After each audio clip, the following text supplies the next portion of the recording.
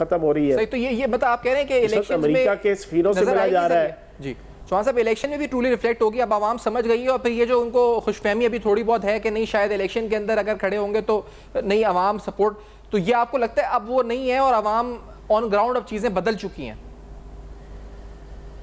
देखिए अभी असरात हल्के हैं, लेकिन मैं समझता हूँ कि हमारे अदालती सिस्टम का कसूर है। अच्छा, पिछले 4-5 महीनों में अमेरिका में कैपिटल हिल्स के मुल्ज़मान को 4 महीनों के अंदर 2 साल से लेके 18 साल की सज़ाएं हो जाती हैं 4 महीने के अंदर। आज से 2 साल पहले 4 जनवरी को इवेंट हुआ था, और वो हमारा जो इवेंट 9 मई का था, या 9 मई के जो इवेंट थे उससे 100 गुना कम उसकी इंटेंसिटी थी, लेकिन उन्होंने ये 4 महीने लगाए सारों को जनाब सूली पे चढ़ा दिया जना कानून की।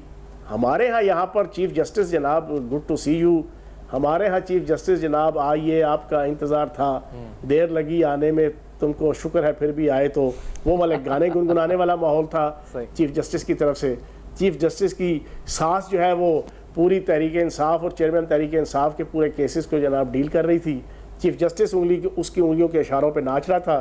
चीफ जस्टिस जनाब पूरे अदालती सिस्टम के साथ 10-10, 15-15 रोज़ाना उसको जनाब ज़मानतें और रिलीफ दे रहा था। अजीबो गरीब यहाँ पर दादी वेड़ा और मासी वेड़ा 4-4.5 महीनों में अदालती सिस्टम का वो बना हुआ था एक फर्द वाहिद के हवाले से। तो यहाँ तो ये माहौल है।